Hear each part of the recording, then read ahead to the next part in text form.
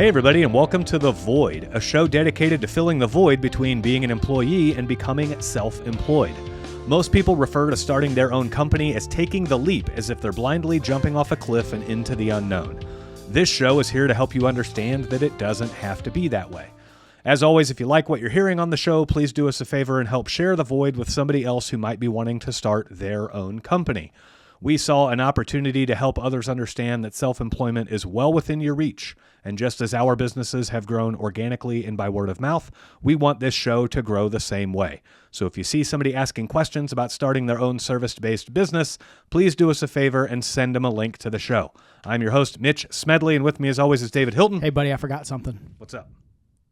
Oh, yeah, we gotta time the audio and video. Man, I was talking to your wife, so I came and you weren't here. No, Yep. Nothing happened. Okay. Don't say it like, yeah, something happened. Nothing happened. If my wife was there, something happened. Man, She's an eventful person. But I told her, I was like, I woke up, I've just been in a bad mood all day. And she's like, yeah, I woke up this morning and chose violence. I was like, what do you mean by that? She's like, I've just been in a bad mood all day and bitchy and moaning. I said, I have too. I said, I just got done chewing the Jackson County assessor guys' ass for 30 minutes in my front yard. I was like, yes, yes. Did it solve anything? No. Did it make me feel good? Yeah. Well, last time I guess they were out was like 21 because I asked them. Totally different guys. You know, they subbed that stuff out before. So there's two guys now.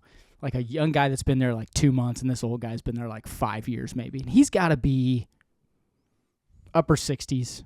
Yeah. Low 70s, right? So I'm asking him all these questions, and I mean, I am being a royal fucking asshole.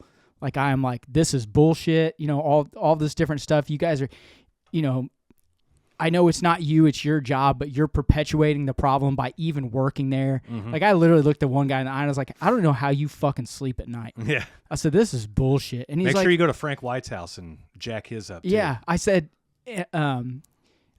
he was like, well, don't worry. It's only going to be a 15% cap now. I said, do you get a 15% raise every year? Yeah. Well, no. I said, well, fucking I don't either. Right.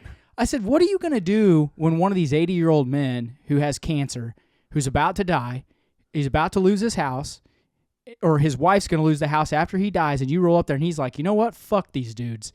Smoke them. He's like, you know, to be honest, I've thought about that before. Yeah. I'm like, yeah. I'm like, it's a peaceful protest on taxes. Right. Like, yeah. Dude, it's ridiculous, man. Mostly peaceful. Yeah, mostly. It was fiery, but mostly peaceful. Yeah, I just shot him in the leg instead of in the face. I mean,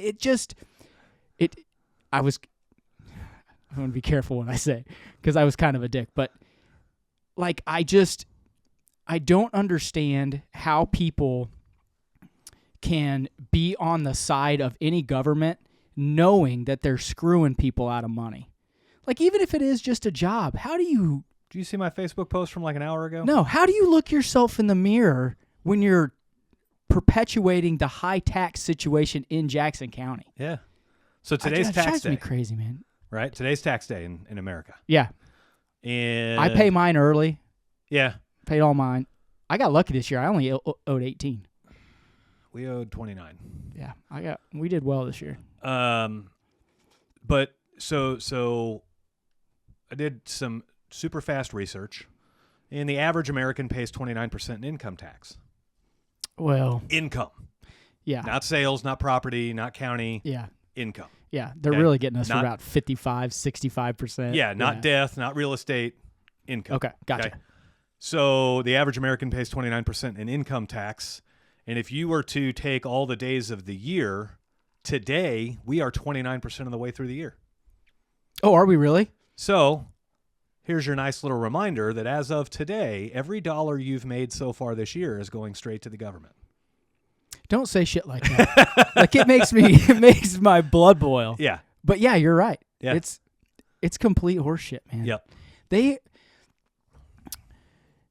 They have got to rein in taxes.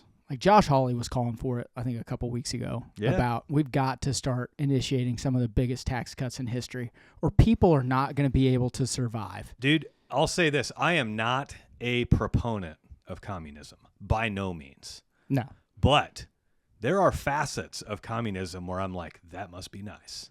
For instance, controlling the media. If there was a way... Dude, be careful, Nazi. No. You're gonna get crushed for Right, this. No, what I mean is like Careful. So like the media with their headlines, they spit like this guy from the guy that was deported out of Maryland. He is not a Maryland resident, maybe temporary resident. Yeah. But the guy that got he's in El Salvador now. Yeah. So the media's the headline is Maryland man accidentally deported to prison camp in El Salvador. No, he's not a Maryland man. He's not a U.S. citizen. He's an El Salvadorian. Yeah. That went back to his home country, right? But like the ability to regulate the media to say, no, we're not calling this guy a Maryland man, right? Yeah. Let's just call him what he is, and that was an MS-13 gang member. Yeah. So like, you're acting like it's a quiet little peaceful husband and father in Maryland that was just ripped from his family. Like, no, he was an MS-13 gang member and a non-citizen of the U.S. I haven't followed it that much, but when I see he went to El Salvador and is in prison. Yeah. Like, how did he get in? Like, they don't just ship you straight to jail. Like, what happened? Like, you know what I mean? There's got to be backstory there, and people should immediately be like, okay, I need to look at this myself, look at the facts, and then make up my own mind. But they don't, like you're saying. Right. They see the one headline, and they're like, nope, this is how it is. Yeah. This is how it is. Trump's a piece of shit. Well, and then, or whoever fucking sent him. And then, and this is the danger with all of that misinformation in the media, is then you get all these people in the comments that are riling each other up. Oh, yeah. These anti-Trump people, right? And they'll be like, well, if he can do that to that guy, he can do that to you. No, he's going to deport all citizens of the U.S. to El Salvador in prison camps. Yeah. I love He only pals around with communist leaders. Yeah. I guess he doesn't accept the Bill of Rights and this. Well, first off, that is only applicable to U.S. citizens. Right. So, sorry. Yeah. Like, What about due process? It doesn't matter. He's not a citizen. What's the due process of El Salvador? Because that's where he's at, and that's where his citizenship is, right? And I'm not going to say he shouldn't be here, shouldn't be there. I don't know enough about it, but you're right. When his own president, the El Salvador president, is in the White House, and they're talking about it to the press, and the press is like, you got to get him back, and Trump's like, I legally can't. He's not a U.S. citizen. I can't go to their country and take one of their citizens and bring them to the U.S. No, I have to get approval. Yeah. We have to talk. And so then the El Salvadorian president is in the White House saying, no, we're not even releasing him. The guy's a criminal. I love it. I love it. But of course, the news doesn't put that in the headline. No, of course not. The news puts Trump refuses to go get him. They don't put that Trump legally can't go get him. Yeah. Yeah. Oh, man, that would make Trump not look good. We can't. And the headline says Maryland man accidentally deported. No, he wasn't a Maryland man, and he was not accidentally deported. The motherfucker was deported. Yeah, but Peace. that's how the media in politics work is. And you saw this the other way, right? You get 1 million people to get vaccines during COVID, and those in opposition to the vaccine are going to look for all of those one-off cases to prove their point. Right? Yeah. And I'm not standing up for the vaccine or against it. I'm just saying that's the play. Yeah. You deport 500 illegals, and the media is going to go, okay, where's the one mistake?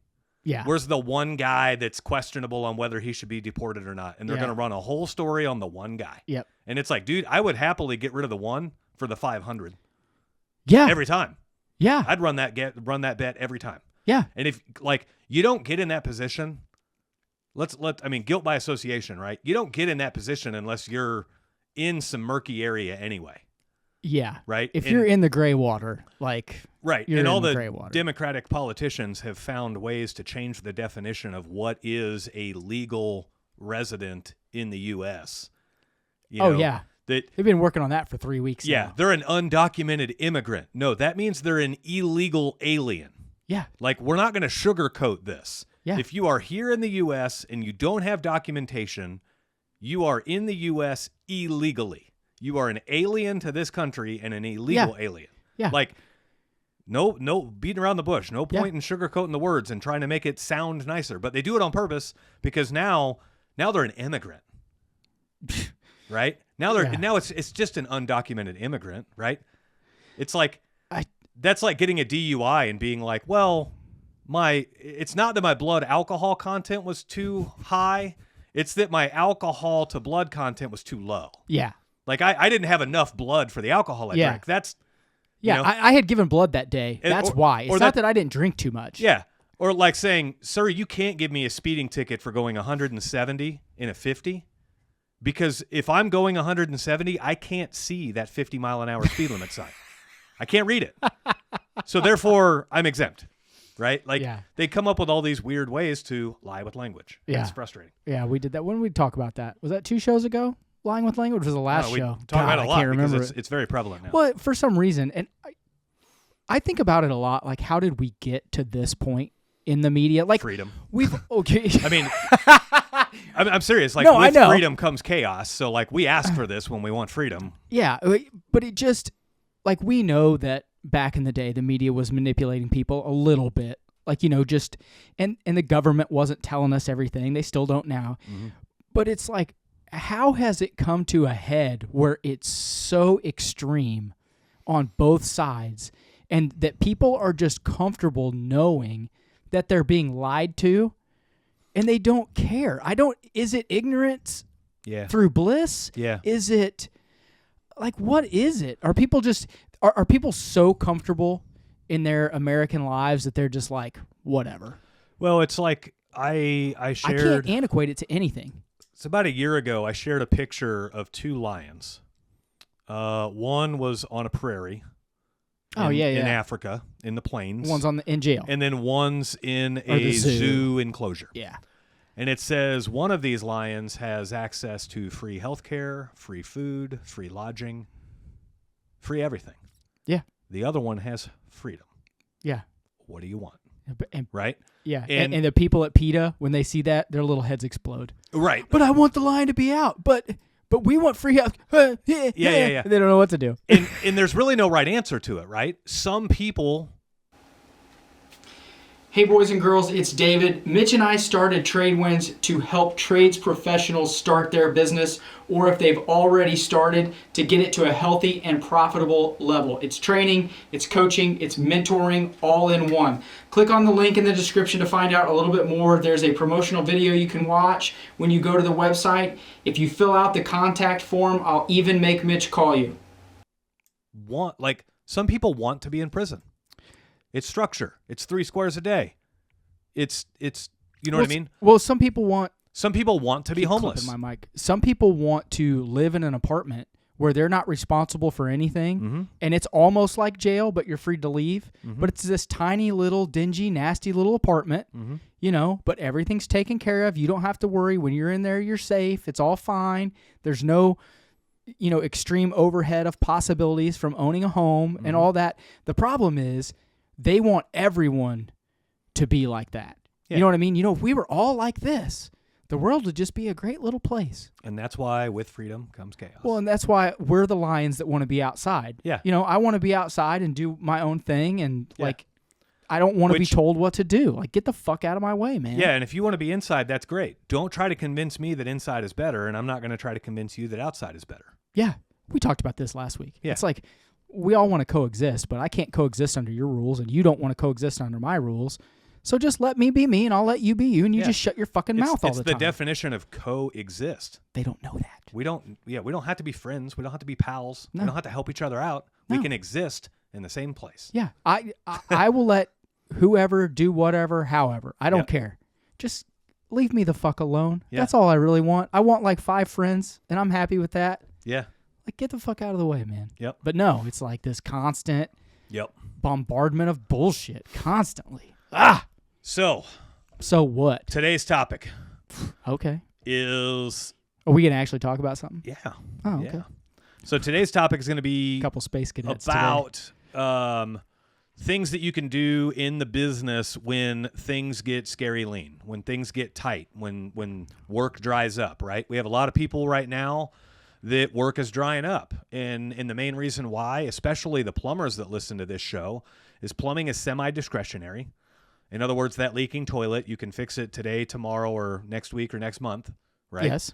And And so you have that, but then also with plumbing, the everyday homeowner has access to make all those plumbing repairs themselves. Well, especially the minor repairs. Yeah. I can handle the minor repair. Right. And so when the economy is thriving and money is flowing everywhere and things are good, then people are like, yeah, I don't want to mess with that. Call the plumber. But when things are tight, everyone goes through this evaluation process of, okay, what can we not spend money on right now? What are our needs versus what are our wants? Right. It's a constant reevaluation, especially like you said, when money's really tight. Yeah. Like we do it in our own personal lives. We've done this in our own personal lives for our whole lives. Yeah. Right. When you and I lived together in an apartment and we were scrapping for rent, it's like, okay, we're not going out to the bars. We got rent to pay. Yeah. You know? What do you want to do? Let's get some Natty Light. Yeah. It's Get some Natty Light and order some Casey's pizzas. It's $12.99. Okay. That's what we're doing. But like, so this is nothing new. We're not, reinventing the wheel here. But customers do that, and so therefore businesses have to do it because when the customers start doing it more, then the business volume drops. And so, yes, there's 1,000 things each individual business could do to try to create an uptick in work. They could change their marketing. They could get more involved in their community. They could do all these things. That's all area specific. It's all niche specific. It's all the type of business you do, the type of person you are. There's a lot of things at play there. Yeah. So we're not going to talk about that. We're going to talk about kind of the back end things. And there's a really good book that you can read called Profit First that kind of changes your mindset around how all this stuff works. And the idea of the book Profit First is the general high overarching idea is you build a budget around your business and then you divide the income into the budget. The premise of this book is actually to flip your mindset around money. In other words, most people, they sell their goods and services, they pay their bills, and whatever they have left over is profit. Yeah. That's the general way to think about it. Yeah. The Profit First book goes the other way. The first bill you pay is your profit account. And so if you want 20% net profit in your business, you take 20% of your monthly revenue and you move it into your profit account. Yeah. And then as that money dwindles down, you figure out a way to stretch it. No. Then what's left? I'm saying the 80%. The 80% that's left, you got to figure pay out the a way bills with the 80 to make that 80 stretch. That's what I mean. Right. And so when that happens, things get interesting because now you're treating your profit account like it's a vendor and it's your most important vendor. And really it should be. I mean, that's the whole reason we're all in business is for profit, right? And so they use an analogy in that book that is the tube of toothpaste. Mm-hmm. We have toothpaste in our drawers in our bathrooms, right? And we're all willy-nilly with that shit until it runs out. Yeah. And then we're tight as shit with that last little quarter of a tube. Crazy how strong our fingers can get and how interesting of origami shapes we can make with that thing while we're trying to squeeze the last few drops out. Yeah. You're standing on it. You got it in a bench vise. I do it. Cutting it open, whatever the case may be, right? Okay, I'm not cutting it open with a pair of scissors. But what I'm saying is, like, we all do it, right? When a toilet paper roll is fresh on the roll, you might be a little bit more liberal with that yank, right?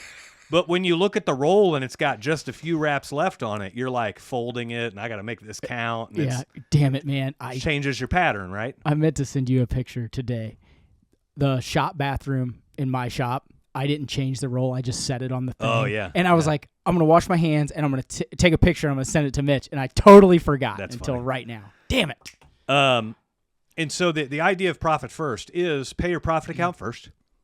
And then if you don't have enough money, then it's your other vendors that suffer, not your profit account. Your profit account never suffers, right? Now, obviously, that's a short-term solution. You know, you got to get your pricing right. You got to get your work volume right. There's a lot of other things at play there. Yeah, you can't do that 60 days into business, 6 months into business. Right. Because you don't even know where you're putting money. Right. It's more of a mental exercise than an actual, this is how we do it. Yeah. For the first. And most accountants hate that book, by the way, because that book really gets you, I mean, it gets you 4 or 5 different bank accounts, and your accountant doesn't like reconciling all those. Yeah, and you don't have to do it that way either. What it really does, and what the point is that you have to know what you're really spending your money on and what's important to you to keep the doors open if you're going to make the 20% said profit. Yeah. That's what really the point of the book is. Yeah. Or the idea. Yeah. And so where this comes in is like there are times in business where, so what we're talking about is cash flow. And there are times, cash flow is the amount of surplus money moving around in a business at any given point. Yeah. Okay. And there are, when you hear people talking about taking jobs just for the cash flow, what they mean by that is it's not a profitable job, it's a cash flowing job. And so David's referred to it before on the show as just paying wages. Yeah, you're making paychecks for everybody. Yeah, and so, for instance, if a job is really a $12,000 job, but we're going to do it for $10,000, and we typically run a 20% profit, that means we're not profiting anything on the job, but we're taking the job because it's going to provide $10,000 and allow me the $10,000 to pay my guys and pay material and keep the lights on and everything else. Yeah, it's a cash flowing job. Yeah, there's a lot of big commercial accounts that are cash flowing jobs, because what spins out of those cash flowing jobs are profit jobs. HVAC has a lot of cash flowing opportunities with maintenance. Maintenance is typically a cash flowing position, but if you do enough maintenance on enough units, you get the opportunity to sell new units, and that's where you make your money. Yeah, you're losing money on those. Yeah. 9 times out of 10. Yeah. And it's a balance, 24/7. Yeah, it's to create opportunities. And loss leader, as they say. Yeah, there are times where you're going to have profitable jobs stacking up left and right, and you think you're invincible, right? And what's the famous quote from Blow? When you're up, you're up. When you're up, it's never as good as it seems, and when you're down, you never think you're going to be up again. Yeah. Right? Is that from Blow? Yep. And so said the guy who's never done any hard drugs in his life. Never once. Memorized that movie though. Yeah, I love that movie. It's a great film. And so what happens is there are times where you go through a lot of profitable jobs and you get this false sense of security of like, oh, I got this. Oh, we're good at this. Yeah. And then you come into a season that you weren't expecting, or a season hangs on longer than you were expecting, or it's deeper or harder than you were expecting. And so now you're like, oh, shit. And so now you're having to find cash flowing jobs and everything else. And when you're down, it never seems like you're going to be up again, right? Yeah. And so I want to share. So we just went through a cash flow tight season in my company. And we knew it was coming. You could tell it was coming. For us, it seemed to surround the election. And then I thought it was going to ease up by the inauguration. And it didn't. We've all been wrong about that part. Yeah. And that's because the media just will not let Trump win. Right? And he's kind of created this for himself when he calls them all fake news and everything else, which they are. Yeah. But I will say this, like he still has that edge, but compared to his last term, yeah, it's like nothing. Yeah. So just let the guy do his fucking job. Right. But like whenever he comes out with a policy that's good for America, but the media slights it and changes the narrative, the media is literally putting words in his mouth. Oh yeah. And because the media knows that most people only read the headline and not actually read the story, then the media tries to tell the story they want to tell with the headline. It's no different than when we started this show. Maryland man wrongly deported to El Salvador, yeah. Right? No, he wasn't a Maryland man, and he wasn't wrongly deported. No. Right? See you, dude. Yeah. But what's everybody hear? They hear the headline.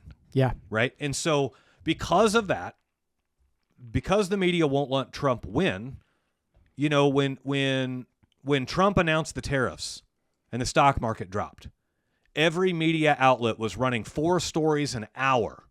Worst day on the stock market since this, and 4th worst day on the stock market since this, and does Trump know what he's doing, and you know, all this stuff, right?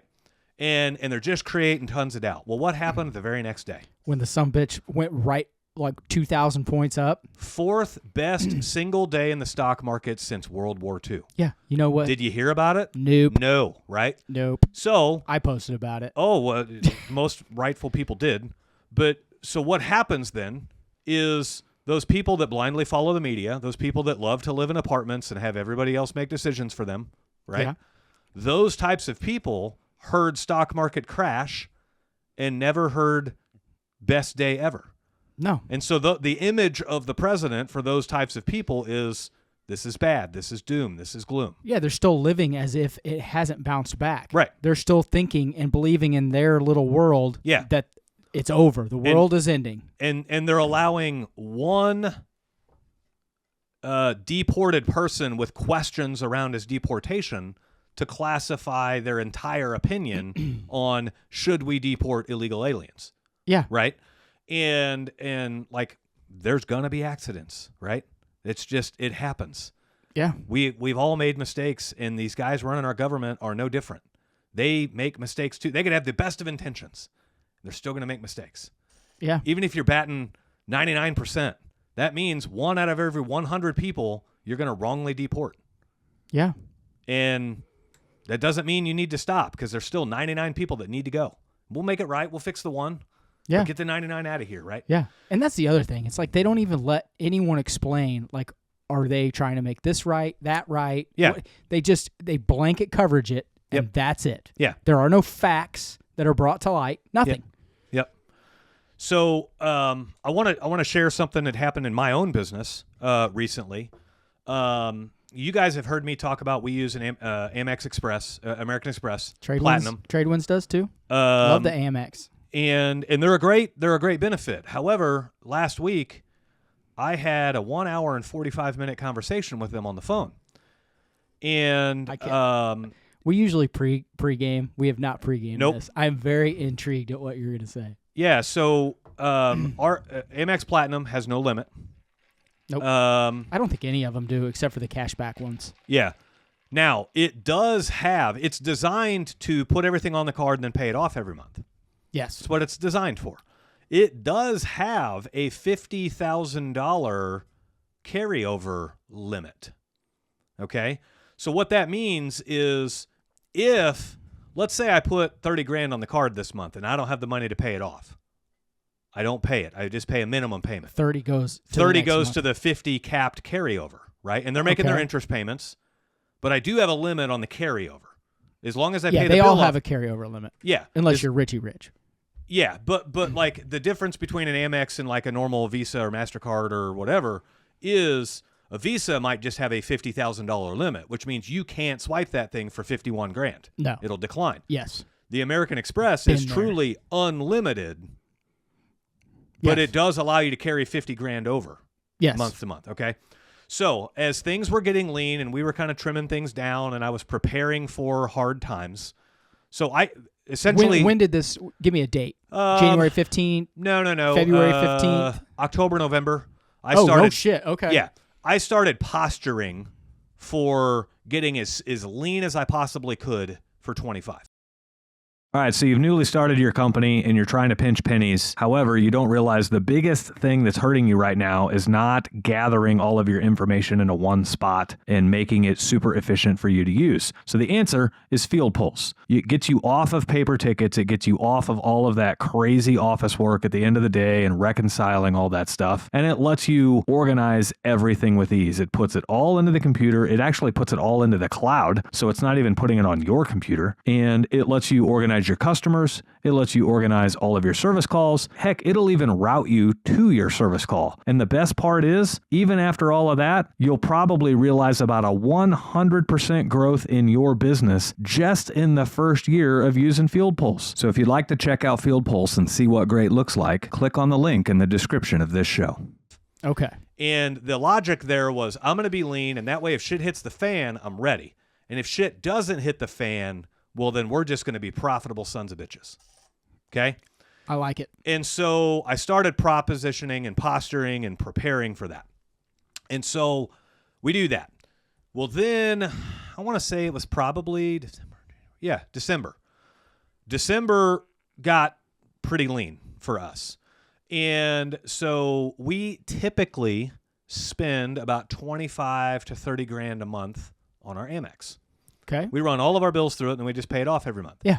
It's nice. And, it's convenient. And as our bank account was getting to a point where it's like, I don't really want to go below that. I like the protection there.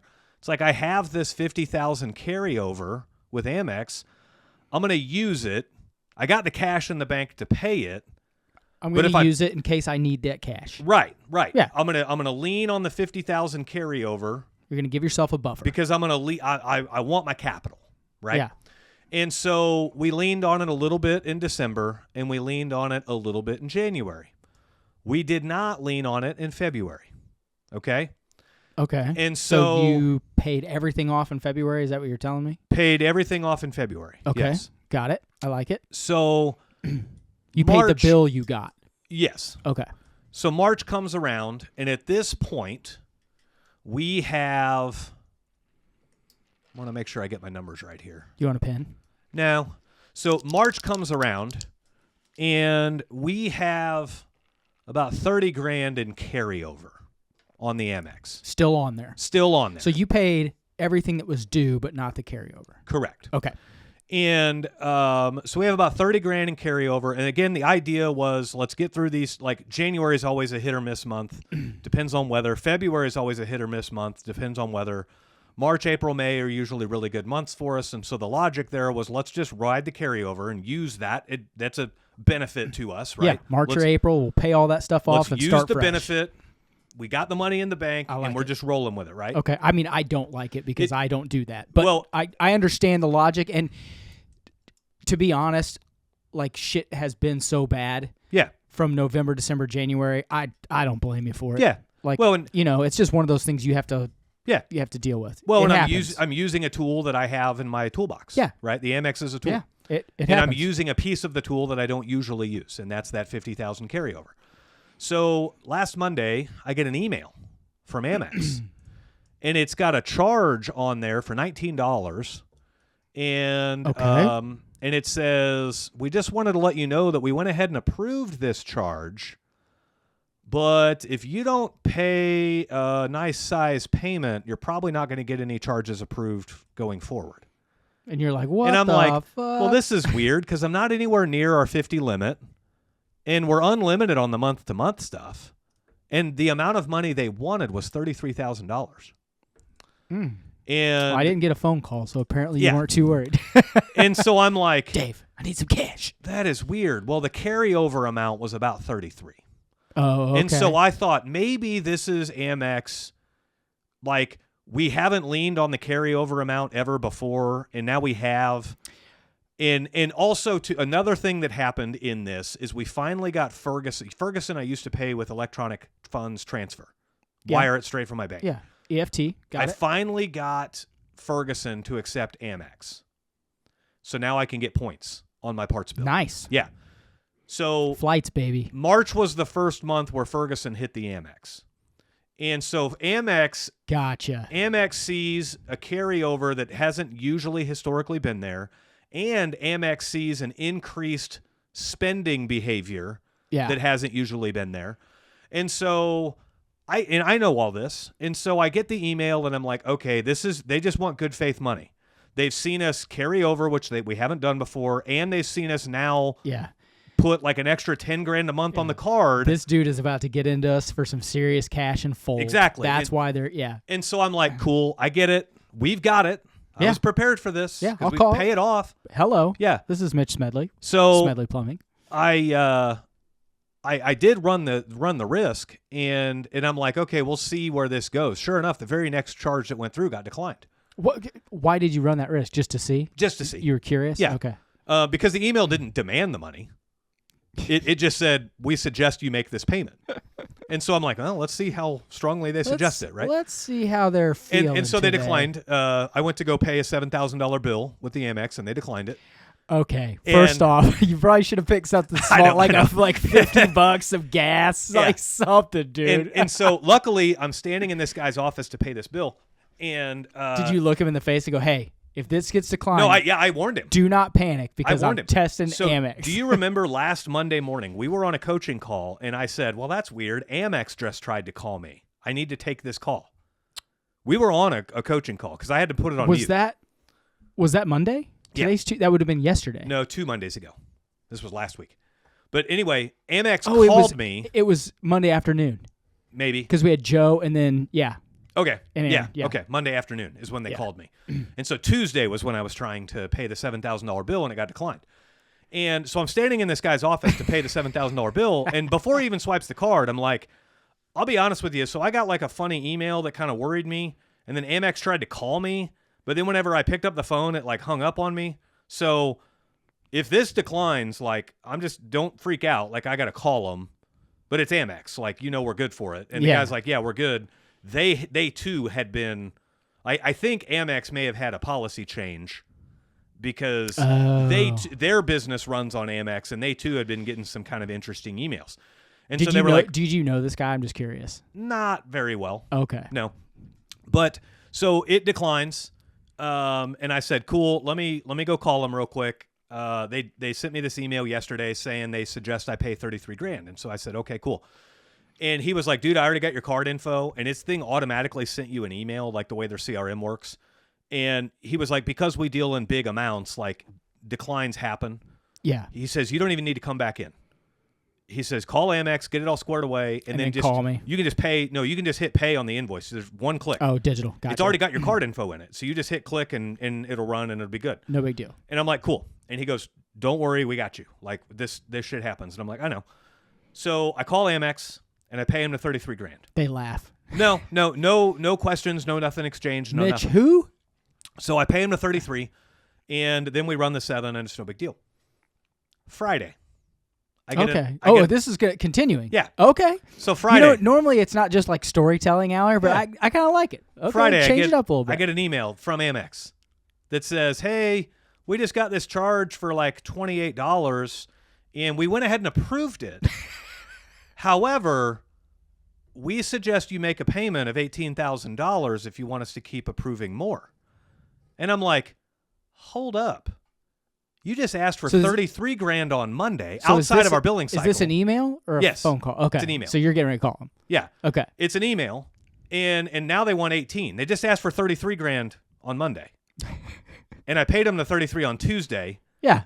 And then here 4 days later, they're asking for $18,000, right? Okay. And so I call them up, and this is where the kind of calamity ensues. And essentially what it is they run on algorithms, and their algorithm saw a carryover behavior that it hadn't seen before, and their algorithm saw an increased spending pattern that they hadn't seen before. Yeah, $10,000 a month. My parts now. bill, going to them, right? And so their algorithm determined that they didn't like me having that much of a carryover in alignment with the increased spending habit. Yeah, their business risk for having you as a client. Yeah. Set off some bells and whistles. And so I get it, right? I totally get it. So I call them up and I'm like, hey, I need to understand the black and white. I need to understand what actions trigger these kinds of demands. Yeah. I'm trying to run a business. Yeah. That where I lean on Amex and I lean on the carryover from time to time. No, one time. What I know, but like I have the ability to lean on the carryover, and then I pay once a month, right? But here, now 3 times in 1 month, I've had to pay you money. I paid during the normal billing cycle. Yeah. And then 33. And then now you want 18. Impromptu want 33, and now you impromptu want 18. and I said, I just need to understand what causes this, because as I'm trying to use my American Express to my advantage and use it to grow my business, I need to know when I'm going to get sprung with $51,000 in you owe me this now in 4 days. Yeah. Right. And so the lady on the phone, she's very helpful. Amex people are usually great. She's super helpful, but she doesn't know the triggers. And so essentially all I could get out of her was, if the algorithm determines an increased level of carryover and an increased level in spending, it's going to want to shut you down until it can see proof of ability to pay. So it wants to see that same consistent behavior for 8 months of you paying 6 months. I'm just pulling that number out of my ass before it will then turn those triggers off. Don't know. So she won't tell me that. Well, she may not know because Right. she doesn't know the algorithm. I'm just speculating that that's probably how it works. Yeah. And so, I told her, I said, Monday was kind of an inconvenience to be out of the blue like that and to just out of the blue demand $33,000 and you shut off my Amex. Because now that I have things tied to the Amex, it's not like I'm choosing to swipe the Amex on a lot of stuff. No, they're automatic It's payments. automatic payments, right? And so there may be a Tuesday where 15 automatic payments go through that aren't a lot, $50, $60, $120, whatever. Right. Now all of a sudden, boom, Yeah. you're behind on all those bills. Exactly. Shit. And so I said, that was a big inconvenience, but I get it. This Friday email, we got to get to the bottom of this. What triggers these emails? And tell me how to prevent this. And she couldn't really tell me. All she could just say is it's a combination of the amount carried over and it's a combination of the spending limit. And I said, okay, what was our carryover amount? And she says $33,000. And I'm like, yeah, I paid that on Monday. So we have no carryover. And she goes, well, we don't know that yet. Oh, because the check hadn't gone through. No, it had gone through. Oh, the system hadn't picked it up yet. They don't know if I'm going to carry over again this month. Did I pay off the carryover and then I'm just going to re-carry over another 30? Right? Well, what is the fucking difference? I know. If you don't want to provide that service, then don't provide the service. But if you say you're going to allow carryover, you have to allow it every month. Right. And so then it got into this kind of arbitrary thing. They never really, whenever they asked for the 33 on Monday, they never really said what it was going for. They never said if it was going towards carryover or last month's bill. Oh, half of last month's bill and whatever was left was carryover. Yeah. Okay. Right. And so then come to find out. Did you get an invoice that said this went towards this? You had to have got some kind of receipt. Their receipts are not all that clear. They become clear when you have somebody on the phone explaining it to you. But their receipt, I've never used carryover, so I don't know how that would show. All I know is Amex, and it looks like a regular credit card statement. It looks weird when you get carryover. It looks real weird. It's like your mortgage interest. What the fuck is going on here? And so I said, okay, so the amount of carryover was 33. Well, I just paid 33 on Monday. And she goes, well, that didn't really go to the carryover. And so because you still have a high carryover, that triggered the other email. And I'm like, well, why couldn't I make that go to carryover? Well, it just doesn't. What do you mean it just doesn't? It's their way. They're getting interest on the carryover. Yeah. So they're going to definitely apply that money to the non-interest bearing stuff first. Oh, so if you owed 10 and you wrote them a check for 33, 10 would go to last month's charges. 23 went to the carryover, and you still had 13 of carryover. Yeah. Okay, so it's carryover. And we run an average of about $30,000 a month on the card. Yeah. Right? Well, now 40. Now 40. Yeah. Right. And so actually it was about 20 and then now 30 is really where it is. Gotcha. So I'll get you a Cabela's card and put just Ferguson on that. Maybe. Get guns and ammo and shit. So then as I'm talking with them on the phone, I'm like, this is crazy. We have the $50,000 to carry over. I'm leaning on that. Yeah. And I'm playing I'm playing by the rules. By your rules, right? Yeah. And now just out of the blue, in 4 days you've called and demanded $51,000 from me. Are you tired of complex and high credit card processing fees? The Void Podcast has negotiated exclusive rates for the Void listeners. This program's tailored for trade businesses like yours. And if you're using House Call Pro, switch and you can expect to save $80 for every 10,000 you process per month. Don't let high processing fees drain your profits. Visit empowerpayments.com/the void or call us at 913-423-1265 now and unlock your savings. That's a very difficult thing to swallow as a business. Yeah. What if I don't have the 51,000? Well, and so we paid the 33 and that got us cash strapped a little bit. And now they want 18. And so I flat told them, I mean, they don't know how much is in my bank account. But the lines that I was using to them to try to get information out of them was like, look, you're a vendor for me. I pay vendors money, right? Yeah. You're a vendor for me. You're a bank. You're a banking institution. Yeah. You owe me concrete info as to where my money's going and your explanation for all of this, because I can't afford for you to be able to randomly send me bills throughout the month that I'm not prepared for. Yeah, it's a 30-day cycle. Let's go. Right. And I need the consistency of the 30-day cycle, right? Because in the off hours of that 30-day cycle, so at day 15, maybe the lump sum of cash in my bank account's going to other shit that's on a 30-day cycle. Yeah. And so then the next 15 days, the money I raise goes to the Amex that's on its 30-day cycle, right? And so... Yeah, and you knew those rules going into it. Yes. It's not like you changed them. You're like, okay, I know this is going to happen, so when I get this money, I can pay that. When I get this money, I'm going to pay that, and all my bills are going to be paid on time. Right. And we're all going to be kosher. It's exactly. Fantastic. And then so you get a spitball. They throw me for this loop with this 33 and then 18 demand. And so... it was an hour, over an hour and a half, hour and 45 minutes on the phone with them. And I'm going to need to speak to your supervisor, please. 40 minutes of it was being on hold while they were trying to ask other people and everything else. And I'm like, what happens if I don't give you the 18 that you're asking? Well, we can't guarantee that any other charges are going to go through. But am I near my limit? No, sir, your card's unlimited. Okay. Am I near my limit on the carryover? No, but you're encroaching on that limit. Okay, so I have no limit, and I'm not near my limit on the carryover, but you're just going to shut down my card because here's the catch.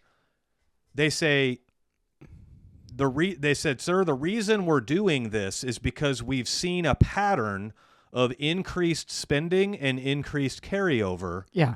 And we need to know that you have the ability to repay. And I said, okay, how much have I paid you this month? And they were like, well, about 60. Well, maybe, no, it was about 50. Have I ever been late? And I said, okay, hold on. So I paid you my normal about 20 grand because I paid the monthly expenses off. And then I paid you the 33. Yeah. So I've paid you about 50 already. You're telling me you've seen a pattern of increased carryover and increased spending. You're completely ignoring the pattern of increased payments. Yeah. I said, can you look at my record and tell me what month I've paid you the most? Oh, it's this month by far. Okay, what do you mean? Well, you paid 20 and then you paid 33, so it's about 53 grand that you've paid us this month so far. Yeah. And so why are you shutting my card down? Well, because we've seen an increased spending pattern and an increased carryover pattern without an increased repayment pattern. And I'm like, but you literally just told me that you recognize that I've paid you more this month than ever. Yeah. That's an increase in payment pattern. Yeah. You dumbass. Yeah. And so we went round and round and round, and ultimately they could never, ever tell me what triggers those emails. I guarantee you they just implemented a new algorithm and a new way to handle things, and now everyone in this office is like, oh, fuck. Yeah. They don't know what to do. That's exactly what's happened. And so guarantee it, man. My words to them were, this is really scary as a business owner because I'm using your product as it's designed to be used. And you're making killer money on me. My annual fee for Amex, plus you're now making interest on this carryover. Yeah. So I'm a good consumer for you, but now you're being a bad vendor for me by making these demands outside of the cycle. And then I said what's also very, very frustrating is nothing large has happened between Tuesday and today. Nothing yes, I had that $7,000 payment. But when we're talking about 20 and 30 grand every month, 7,000 is not that big of a deal. No. Right? And I said, nothing worldly large has happened between Tuesday and today, except I've paid you more money now than I ever have before. Yeah. And you've sent me this email twice demanding money. I said, what if I give you the 18 today? Where's my guarantees that you don't send me another one of these emails next week saying I need 12,000 more? Yeah. I wonder if part of it too is like the economy's down.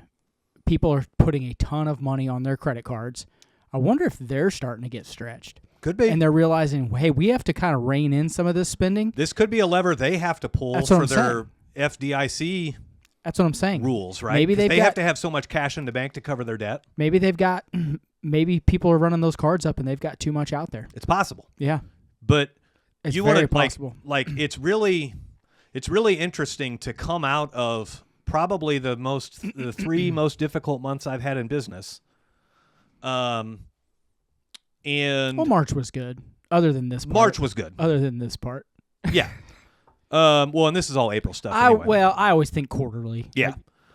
March was good, but December, January, February were tough. And so to come off of those 3 months of the hardest months in business, and then have unexpected in the last due. in the last 7 days, I've written $90,000 in checks.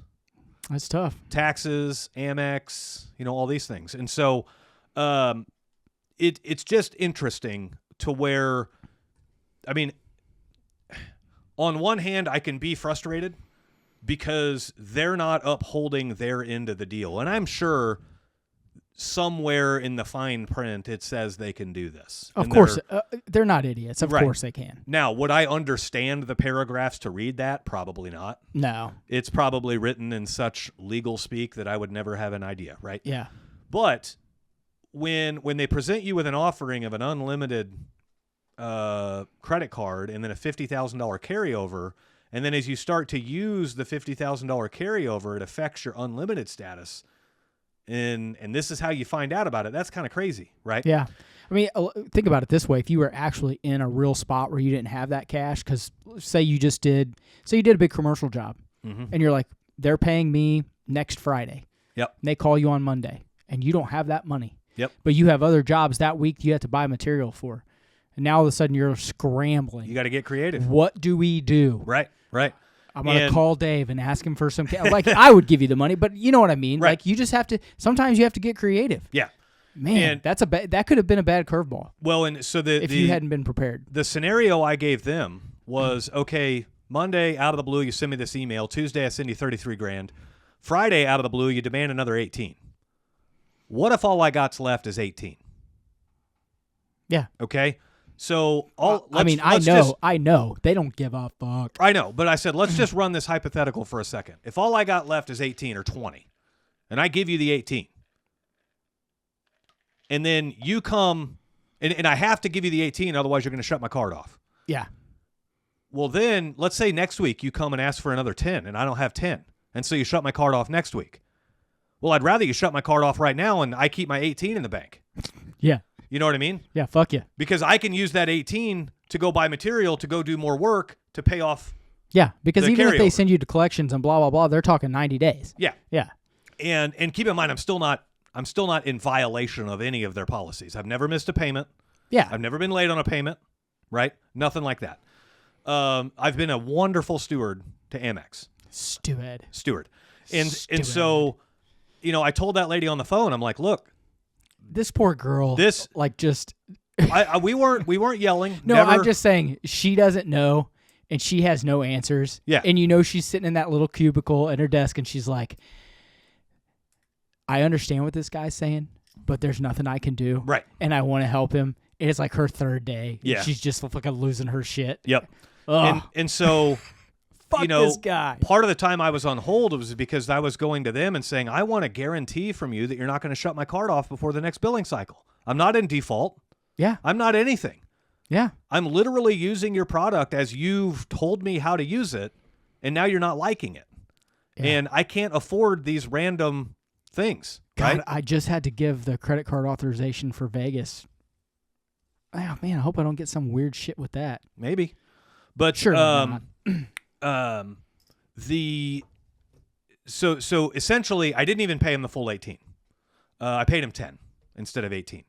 And the logic there was I'm going to force them to meet in the middle somewhere. They're asking for this outside feeling of, like you gained some leverage, like I'll give you something. Not that. It's more or less just working on my position if I get another one of these outside the billing cycle. Yeah. Of like, okay, you asked for 33, I gave you the 33. You asked for 18, I gave you 10. And so now... Yeah, we should be set for my next regular monthly bill that comes in the fucking mail, and I will pay it like I always have. Right. Yeah. And I explained to her, I said, our logic with allowing some carryover was, and we were monitoring all of this, we track all of this, was we're gonna use the carryover for what it is, so we can keep cash in the bank because cash is king. We're gonna use the carryover for what it is, and make sure we make payroll. And then once March hits, we're gonna start chunking $10,000 extra a month at the carryover, and then it gets paid off. Yeah. Right. And so if the carryover is $30,000, well, then it's going to take us 3 months, 3 billing cycles, but we'll pay all of last month's bills on the Amex and an extra $10,000 towards the carryover. And we do that 3 months in a row, and the carryover's paid off. Back to zero. And we're back to zero, and my checking account never got scary low, right? Yeah. Well, they basically sped that 3-month process up into 4 days. I mean, like, let's be honest, it's behind you now. It's behind. Right? Yeah. So it's like, exactly. Yes, it was a difficult situation. Yes, it was probably stressful. Yes, it may have strapped you a little bit, but it's over. Now you don't have to think about it for 3 months. Right. It's over. Right. And so the reason I'm talking about it here is I'm not even really bitching at Amex because they still did honor their product. It's just it was a less than professional communication, right? That'd be like if I borrowed money from you and I said, hey, can I borrow $5,000 for a month? And then I come back 10 days later and 10 days later, you're like, hey, I need that $5,000. I need at least half of that back, dude. Right. I need my $2,500. Right. Yeah. It just like you're it's coming dumb. outside the terms we agreed to. Well, and to your point there, like you would have thought that you would have got an email or a phone call that said, hey, you owe 33. We're sending this out because of the reasons you just laid out, right? You're on the carryover. You're spending more money. We're concerned.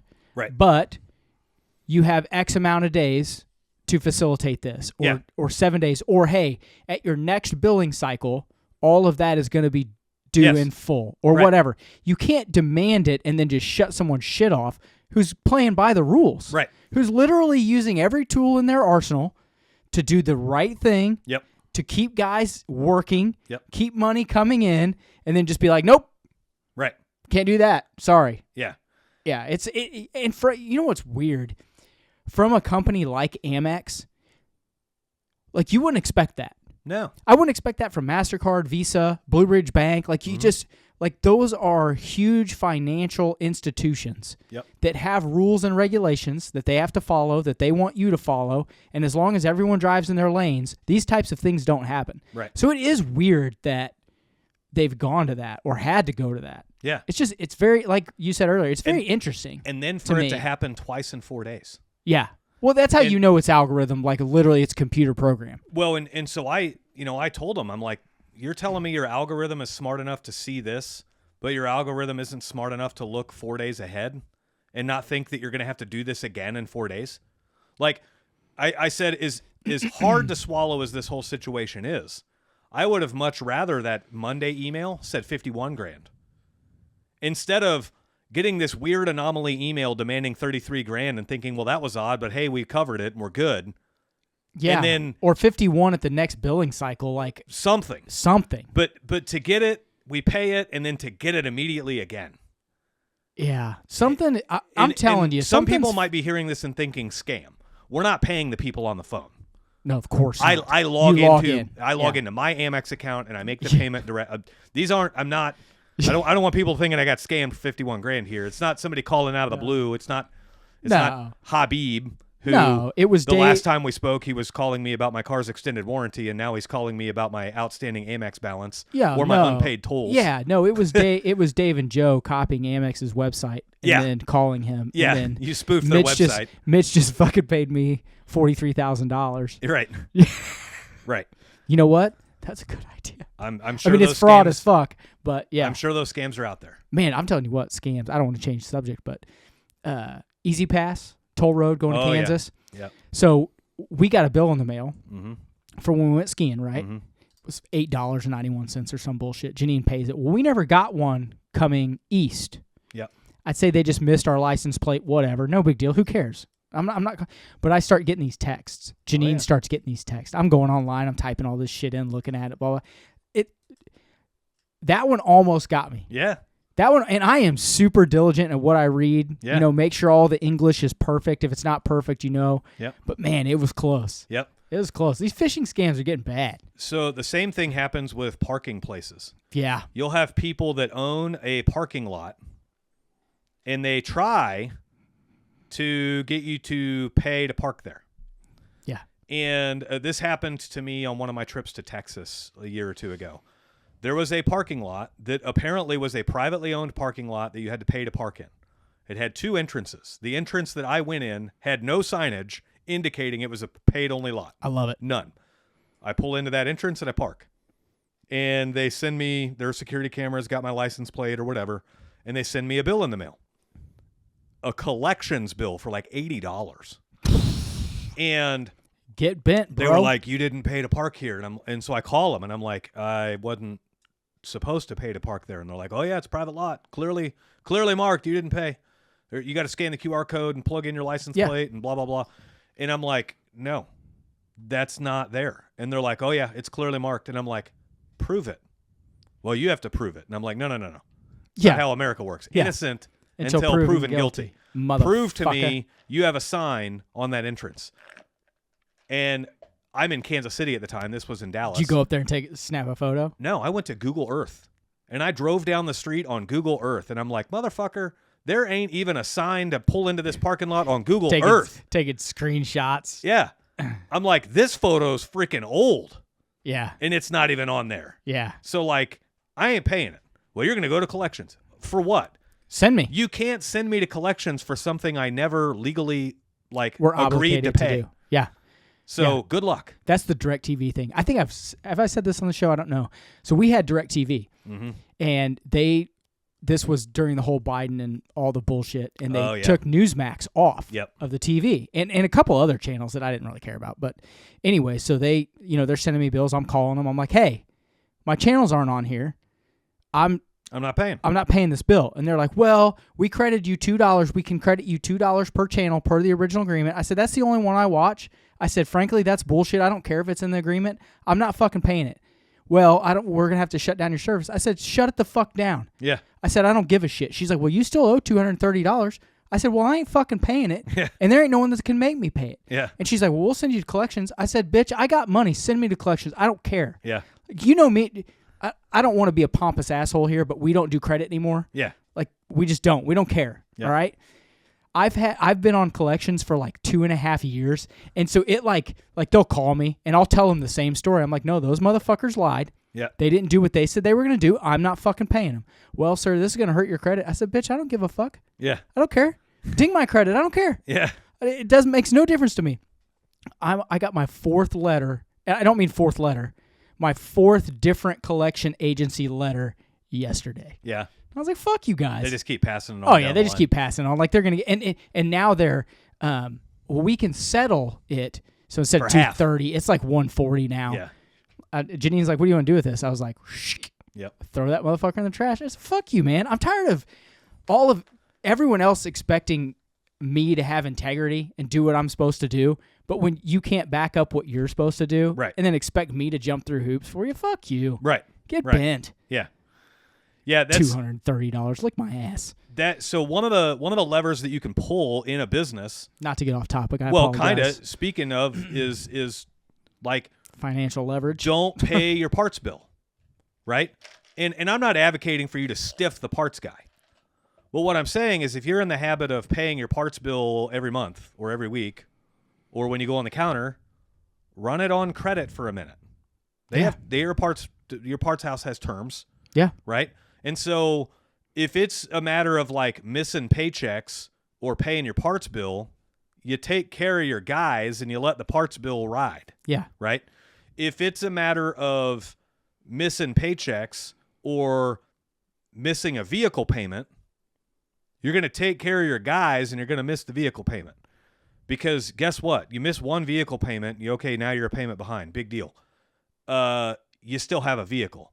You miss one paycheck to your guys, they gone. Yeah. Right? Ain't nobody sticking around when the boss starts missing paychecks. Ain't nobody sticking around. Yeah, right. You're right, dude. And so there are levers inside your business that you can pull when cash flow gets tight. And cash flow will absolutely get tight if you're trying to grow your business and you're trying to perform at a high level. The easy way to ensure cash flow never gets tight is to never try very hard and to never try new things and to play it safe 24/7. But that's also the easiest way to mediocrity. And none of us listening to this show want mediocrity, right? The whole reason we listen to this show, the whole reason David and I put on this show, the whole reason you started your business, make money, baby, was because you wanted above average results. If you want average, just go back to work. Right. Just go back to work, and when you don't feel like going, don't go. Right. And so there will be challenges. Other challenges can come in from like a contractor not paying you, right? Yeah. We have a TradeWinds member right now. Yep. Contractor owes him $50,000. Mm-hmm. Remember, that's the job he sold during the event. I know. So, $50,000, the contractor's just stolen from him. And that's really what it is, because if we agree to terms, and terms are I do the work, and when I'm done with the work, you pay the bill. And if I've done the work and you haven't paid the bill, that is by law theft. That is why we file liens on properties. Yes.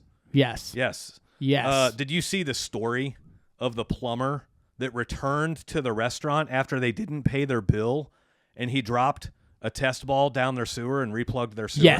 Yes. Until they paid the bill? Yes. And they called Gold. Yeah, they called him up and they were like, It's hey, illegal. we're clogged again. And he was like, I ain't coming out until you pay the bill. And so he pays the bill, and he comes out and removes his test ball, and he says, this one's on me. So first off, but he got paid. That that's illegal. As bullshit as it is, yes, you're right. But good for him. Right. Fuck that restaurant. Pay your bills, motherfuckers. Right. And so that's one of the challenges of being a business owner, and that's why business owners should and do make more money than non-business owners, is because as an employee, you work 40 hours, your employer is obligated by law to pay you. Yeah. And you can take their ass to court, and they will lose every time if they don't pay you. Yep. However, as a self-employed person, if I go work for any restaurant and they refuse to pay me, by law, they can refuse to pay me. And then I got to go through the whole court system. Yeah. And even if I get a judgment, it doesn't guarantee they're going to pay. They're not going to garnish the wages of the restaurant to pay my bill. Yeah. And so it's a larger amount of risk as the business owner. Yeah. And that's why if you're assuming all the risk, you get to make the extra money. If that happens to you at a restaurant, I want to know about it, and I will just have a huge banquet party there, and I'll be like, yeah, it's on me.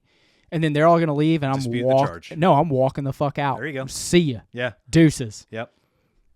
Unfortunately, we had to do that at a restaurant recently. Sir, kiss my ass. We had the waitress come once for drinks, and we told her. Where were you at? You got to tell me where you're at. Believe it or not, this was Side Pockets here in town. Oh, that doesn't surprise me. Side Pockets fucking sucks. And so the waitress came once and gave us our drinks, and we told her, when you bring the drinks back, we want to order food. Well, like a table runner brought drinks. Couldn't order food from the table runner.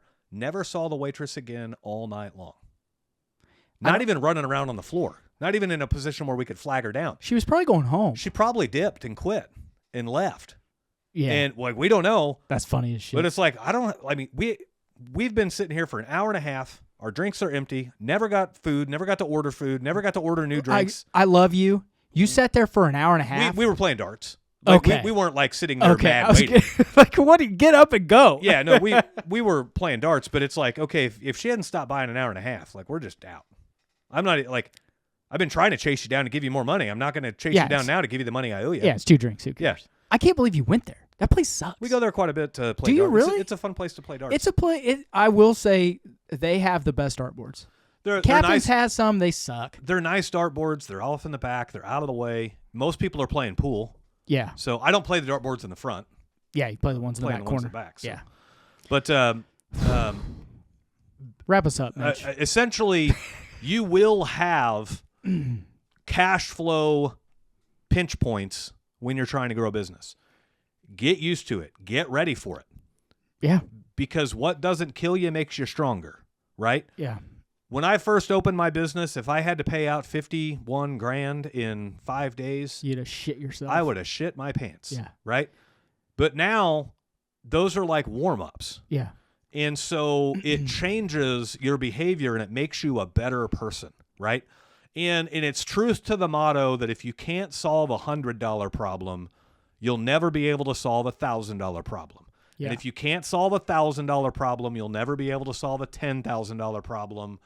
And if you can't solve a $10,000, like it just keeps going up. And that's why business growth is kind of slow, right? Because you naturally learn those things, and that's how you evolve and get bigger. If it's one of those sticking points where you say you have a ton of anxiety and you don't like having debt over your head or whatever, just set some more money aside too. Yeah. You know, it's not that big a deal to hold $20,000 extra in your bank account before you start doing, those types of things. Right. Right. So, I mean, it's not something that you cannot easily overcome. Yeah. Regardless of how you overcome it or prepare to overcome it. Well, and like in this Amex situation, I don't want to say it was self-induced. We chose to short pay the bill. It was self-induced, It but was they self-induced they threw you a curveball. Right. We chose to short pay it because cash is king. Yeah. If I paid the bill and then ran into a problem, now I have to dump personal money into the business to resolve the problem. Yeah. And so I was hate trying to doing that. leave the business in a financial position where it could solve its own problems and it could stand on its own two legs, right? Yeah. And so I easily could have paid the bill and then just told myself, like, okay, I got to dump personal money in if we run into tight spots. Yeah. But I don't like the business. You don't want needs have to be do that. on its own. It needs to stand on its own. It needs to be independent of me. Yeah. Right. The business, if the business is only successful because I keep dumping cash into it, it's not successful. That's not it's successful. Failure. Right. Yeah. That is the opposite of success. Yeah. It's sucking money. that is every poor housewife in a multi-level marketing scheme that the husband has to keep dumping money into. We've all been there. I'm not going to get into that. Yeah, you're right. Color Street, Essential Oils, Scentsy. It Works Body Wraps, Mary Kay, Yeah. all of those things. The customer in all of those things Megan's is Yoga the Studio. independent agent. It's not the end user. Yeah. The customer is the independent agent.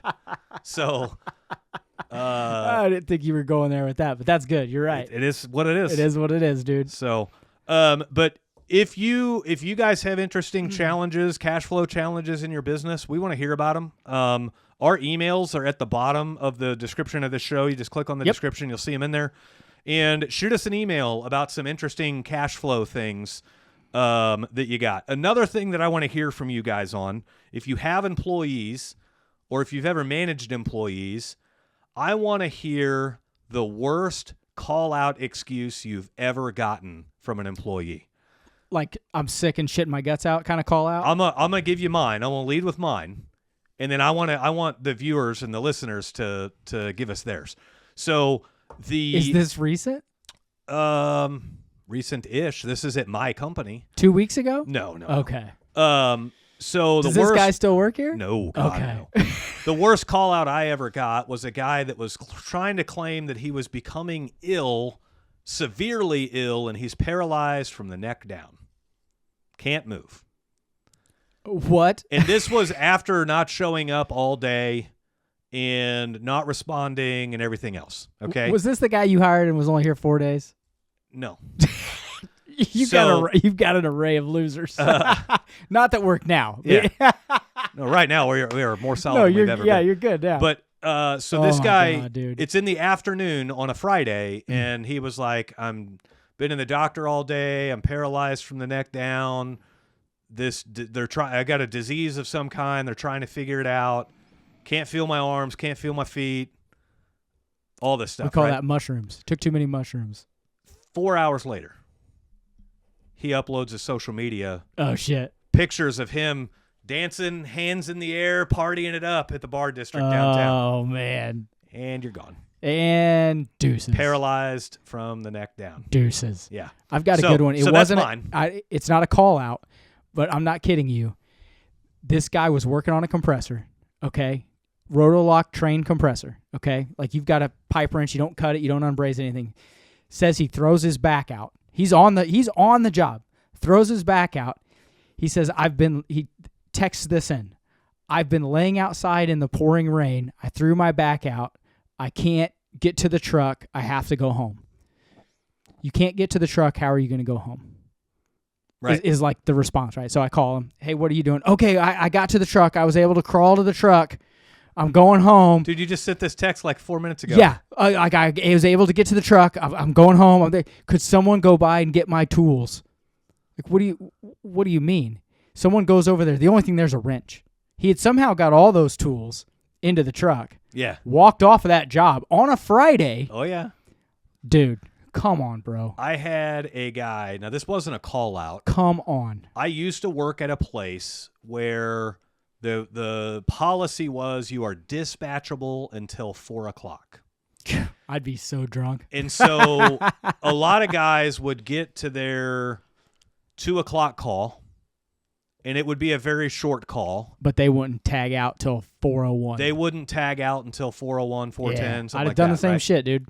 So That's not true, I wouldn't have. This guy gets to his 2 o'clock call, and we're needing somebody to run a 4 o'clock call. So as I'm getting ready to call him to check on him to see if he's going to be able to run a 4 o'clock call, the customer called me. The 4 o'clock or the 2 o'clock? The 2 o'clock customer called me and said, hey, the plumber you had out here left like a whole sewer camera in my basement. And I'm like, oh, okay, thank you. I'll call him and find out. I'll call him and we'll get back there to pick it up. And they're like, okay, we're here all night. Cool. So then I call the guy. Keep in mind, for all intents and purposes, he doesn't know his camera's gone. He doesn't know his camera's gone. He also doesn't know I just got a call from his 2 o'clock customer that said he left 45 minutes ago. And so I call him and I'm like, hey, how you coming on that job? And it's about 3:45 right now. Yeah. I said, how you coming on that job? He goes, oh, it's been a bear. I'm running the camera right now. I'll probably be here for another 30, 45 minutes. And I'm like, well, that's really interesting. Because your customer just called in and said you left 45 minutes ago and you left your sewer camera in their basement. And he knew he was caught. Fuck, And Mitch. he just said, I'm turning around. All he said. He knew it. He knew he was busted from day one. Busted cold, baby. Yep. That's gold. That's the same guy that used to fill out his invoices with voice to text, and left his phone on when he was dirty texting his dirty girlfriend. texting his girlfriend. And so his invoice got dirty girlfriend texts recorded into his invoice. I love it. Yeah, his invoice read something to the effect of like, I arrived to find the shower clogged. I augered it and was able to free the clog. And if you'll just wait a little bit, I will get in the shower with you and we can shower together. and it was like totally merging the two texts. It's so funny. Bitch, I'm going to wreck that ass when I get home. Thankfully, we had a very understanding customer on that one. Oh, my God. So, but girl, you don't even know what's about to happen. Yeah. Can you imagine? Oh, that's so good. Can you imagine voice to texting like other things? Yeah, baby, I'm going to take out the trash. Oh, that's some dirty talk. I'm going to pay your mortgage. You know? What is the matter with you? People getting confused of like, what is this actually supposed to mean? Is this code for something? God. So, inflection is everything. So yeah, if you guys have some funny call out excuses, I want to hear them. So send us to them in an email. Our emails are in the description of the show. Until next time, guys, we will catch you later. See you.